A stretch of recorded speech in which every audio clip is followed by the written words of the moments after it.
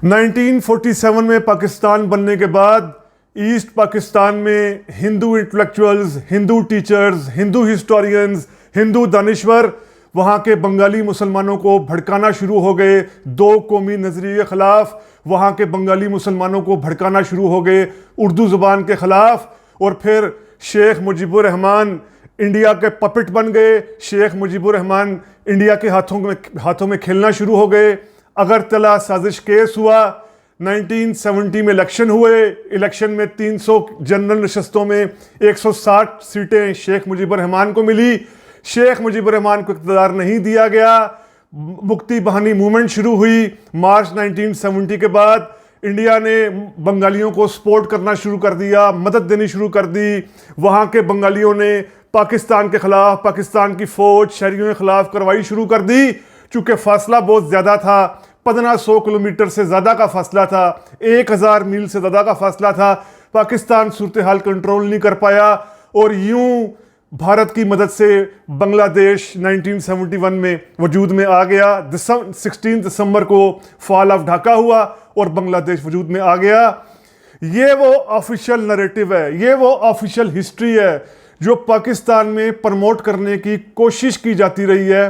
1970 के बाद 1972 से ऑनवर्ड्स इस हिस्ट्री को ऑफिशियल तौर पर जो ऑफिशियल हिस्टोरियंस हैं, वो जो यूनिवर्सिटीज़, कॉलेजेस, स्कूल में कोर्सेज चल रहे हैं हिस्ट्री पर, पाक स्टडीज़ में, इनमें, और जो सरकारी मौरखीन हैं, जो ऑफिशियल हिस्टोरियंस हैं, ये प्रमोट करते हैं। ख़ास तौर पर डॉक्टर सफदर महमूद जैसे जो हिस्टोरियंस हैं, या और जो इस स्कूल ऑफ थॉट के मुस्लिम लीगी ज़हन रखने वाले हिस्टोरियंस हैं, वो ये कहती हैं कि बांग्लादेश इस वजह से बना।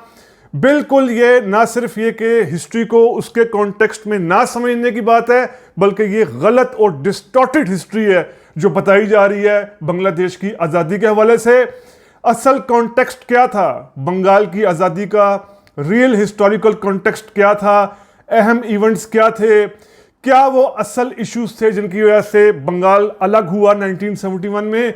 ये सब हम समझने की कोशिश करेंगे रीथिंक विद उमर जावेद में। हिस्ट्री के उसको रियल कॉन्टेक्स्ट में समझने की कोशिश और जस्तजू करने वाले तमाम स्टूडेंट्स को रीथिंक विद उमर जावेद में वेलकम, खुशामदीद। पाकिस्तान की हर स्टेट के साथ ज़ाहिर बात है कुछ ट्रेजेडीज होती हैं। पाकिस्तान के साथ एक ट्रेजेडी शुरू से ये रही कि पाकिस्तान जो बनाने वाले थे, जो बानियाने पाकिस्तान थे, वो ज़्यादा तारीख की तरफ या हिस्टोरिकल जो शऊर एक होता है वो हमें ज़्यादा नज़र नहीं आता। जिसका सबसे बड़ा सबूत ये है कि आप ये मुझे बता दें, आप इससे कोई मुझे ये बता दे कि जो पाकिस्तान बनाने वाले थे, पाकिस्तान बनाने वालों में जो सफ़े अव्वल के रहनुमा थे, इनमें से किसी एक लीडर की भी हिस्ट्री के हवाले से कोई किताब हो।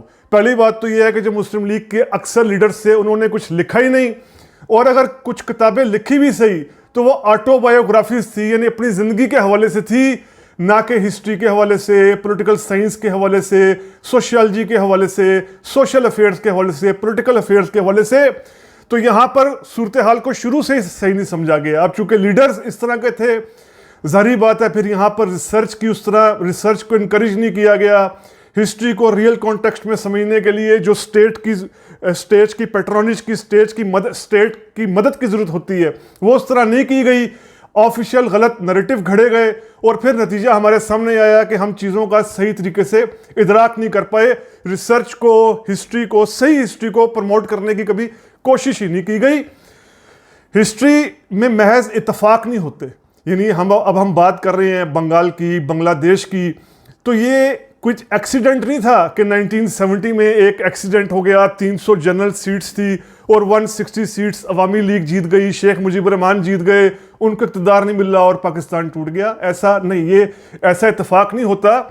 चीज़ों के कॉज एंड इफ़ेक्ट होते हैं, बहुत से कॉजेज़ होते हैं, कॉजेज़ फिर वो अफेक्ट को जन्म देते हैं, वजूहात होती हैं, वो वजूहात आगे जाकर इवेंट्स को शेप करती हैं। बहुत कॉम्प्लिकेटेड ये इशू है। जिस सादा तरीके से, जिस सिंपल तरीके से यहाँ पर बयान कर दिया जाता है बांग्लादेश के क़याम को, ये बिल्कुल एक सादा ही नहीं बल्कि सतही नज़रिए से जो है मामला बहुत कम्प्लेक्स है। इस मामले में बहुत सी पेचीदगी हैं, बहुत कम्प्लेक्स ये इशू है जिसको समझना पड़ेगा हमें।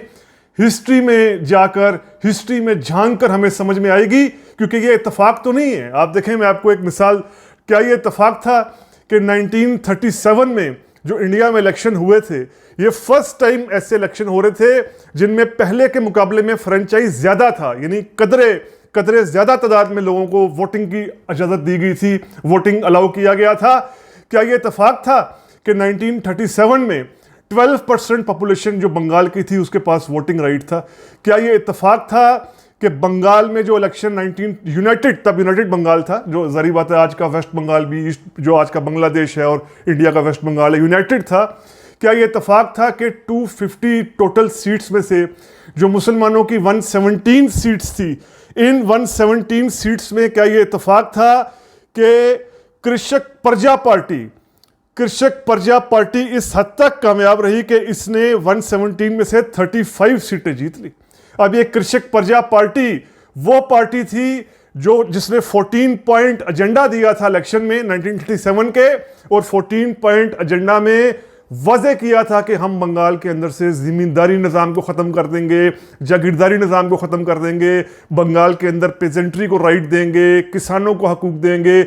बंगाल के अंदर ये नारे लगे थे, ये नारे चलाए गए थे कि लंगोल जार जुमाई तार, यानी जो बोएगा वही खाएगा, जो बोता है, जो मेहनत करता है, ज़मीन उसी की है। क्या ये इत्तेफाक था? ऐसी पार्टी एक फैसला कुन पोजीशन पर आ गई 117 मुस्लिम सीट्स में से 35 सीट्स लेकर, और फिर इसी का लीडर बाद में फजल हक, ए फजल हक उस यूनाइटेड बंगाल के चीफ मिनिस्टर बनते हैं। तब उस जमाने में चीफ मिनिस्टर को प्राइम मिनिस्टर कहा जाता था। प्राइम मिनिस्टर बनती है 1937 के इलेक्शन के बाद। क्या ये इत्तेफाक था? ये इत्तेफाक नहीं था। उसी दौर 1937 की इलेक्शन आप देखें, वो सेम जो 1937 जनवरी 1937 में जिस तरह बंगाल में इलेक्शन हुए हैं, जहां मैंने कहा कि एंटी फ्यूडल पार्टी, पीजेंट्री के हकूक की बात करने वाली पार्टी इलेक्शन जीत रही थी, वहीं पर पंजाब की आप सूरत हाल देखें कि पंजाब में 1937 में इलेक्शन होते हैं, और पंजाब में इन जो ये इलेक्शंस हो रहे हैं टोटल 175 सीट्स हैं, और 175 सीट्स में से जो यूनियनिस्ट पार्टी है वो 98 सीट्स ले जाती है, यानी अपने दम पर मेजॉरिटी में आ जाती है। अभी यूनियनिस्ट पार्टी कौन थी? यूनियनिस्ट पार्टी वो थी जो ऐलानिया तौर पर यहां पंजाब के मुसलमान, पंजाब के हिंदू, पंजाब के सिख जो बड़े जागीरदार थे, बड़े जमींदार थे, इनके हकूक की बात करती थी, जागीर फ्यूडलिज्म को बचाने की बात कर रही थी, फ्यूडलिज्म को प्रोटेक्ट करने की बात कर रही थी। ऐसी पार्टी यहां से 98 सीट्स ले जाती है, और यहां मुस्लिम लीग सिर्फ 2 सीटें लेने में कामयाब हो जाती है। मुस्लिम लीग भी खैर उस वक्त सारा वो जागीरदारों को ही अपीज कर रही थी, उसकी पॉलिटिक्स भी पूरी फ्यूडल थी, चाहे यूपी में हो, चाहे सीपी में हो, जहां भी हो, बंगाल के अंदर भी हो। बंगाल में जो मैंने कहा 1937 में बंगाल के अंदर मुस्लिम लीग ने सीटें ली थी, 117 में से मुस्लिम लीग के पास 40 सीट्स आई थी। ये 40 सीट्स वो थी कि जिनमें मुस्लिम लीग ने जागीरदार खड़े किए थे। लेकिन यहां फिर वो ये अहम बात कि जो कृषक प्रजा पार्टी, यानी जिस पार्टी का मतलब हो कि मजदूर किसान party, farmer labour farmer party, worker farmer party, ऐसी पार्टी 35 सीटें लेने में कामयाब होती है और फिर हुकूमत साजी भी करती है, हुकूमत में भी आती है। और क्या ये इत्तेफाक था कि जो इस पार्टी के लीडर थे ए फजल हक, उन्होंने 1937 में मुस्लिम लीग के एक बहुत बड़े जागीरदार लीडर को, ढाका के नवाब ख्वाजा नाज़मुद्दीन को, जो पाकिस्तान के प्राइम मिनिस्टर ही बने थे, और वहाँ के जो बंगाल था वहाँ जागीरदारों के तहफ़्फ़ुज़ के अलमबरदार पॉलिटिशियन थे ख्वाजा नाज़मुद्दीन। ए फजल हक ने ख्वाजा नाज़मुद्दीन को चैलेंज किया था 1937 में कि अपनी पसंद की मुझे बंगाल से कोई सीट बताओ, मैं उस सीट पर तुम्हें शिकस्त दूंगा। और फिर यही हुआ कि बंगाल के इलाके में पतोकली के इलाके में, बांग्लादेश, आज जो पतोकली का इलाका बांग्लादेश में है, यहां पर ख्वाजा नाज़मुद्दीन ने खुद ये सीट चुनी कि मैं इस सीट से इलेक्शन लड़ूंगा, क्योंकि यहां पर ढाका के नवाबों का असर बहुत ज्यादा था। इस सीट पर ए फजल हक ने ख्वाजा नाज़मुद्दीन को, मुस्लिम लीग का जागीरदार, एक डिक्लेयर्ड फ्यूडलिज्म की बात करने वाला लीडर, उसको शिकस्त दे दी थी खुद ए फजल हक ने, अच्छे बड़े मार्जिन से। ये इत्तेफाक नहीं था, ये पूरा एक हिस्टोरिकल कॉन्टेक्स्ट चला आ रहा था। यहां पर ए फजल हक पर चूंकि मैं उनका जिक्र कर रहा हूं, ये बताना जरूरी है कि ए फजल हक जो है वो कांग्रेस के जनरल सेक्रेटरी भी रहे, मुस्लिम लीग के सदर भी रहे, पार्टीशन से पहले कोलकाता के मेयर भी रहे।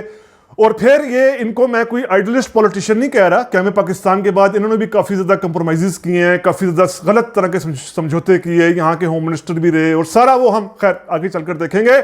अभी बात करने का मकसद ये कि ये हिस्ट्री इत्तेफाक नहीं थी, हिस्ट्री एक एक्सीडेंट नहीं था हिस्ट्री का, बल्कि बंगाल की स्पिरिट, बंगाल की जो पॉलिटिकल एसेंस था वो हमेशा से ही मुख्तलिफ था, हमेशा से उसके अंदर एक फ़र्क रहा था। यही वजह है कि 1970 में जो रिजल्ट आता है, जिन लोगों को हिस्टोरिकल शऊर, हिस्टोरिकल इदराक नहीं था, उनके लिए ये एक इत्तेफाक था, एक हादसा था, लेकिन इसके पीछे पूरा एक एक्सीडेंट था, एक एक्सीडेंट नहीं था बल्कि पूरा एक कॉन्टेक्स्ट था, कॉज थे।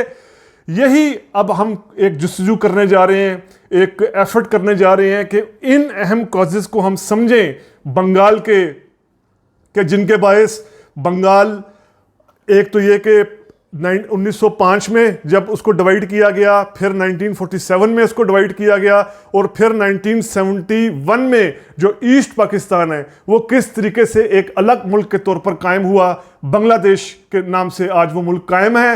ये पीछे कॉजेज़ क्या थे, और सबसे बढ़कर ये कि जिस तरह बांग्लादेश के क़याम ने इस थ्योरी को दुनिया भर के पॉलिटिकल साइंटिस्ट्स के लिए एक लेसन दिया कि अगर कल्चर में, सिविलाइजेशन में, रहन सहन में, खाने पीने में, लिबास में, ज़ुबान में सबसे बढ़कर बहुत ज़्यादा फ़र्क हो तो सिर्फ रिलीजियस आइडेंटिटी की बुनियाद पर कोई नेशन सस्टेन नहीं कर सकती। सिर्फ रिलीजन वो ऐसी आइडेंटिटी नहीं होता जो किसी कौम को एक रख पाए, जहां बांग्लादेश के क़याम ने यह साबित कर दिया कि दो कौमी नज़रिया सिर्फ रिलीजन की बुनियाद पर नहीं चल सकता।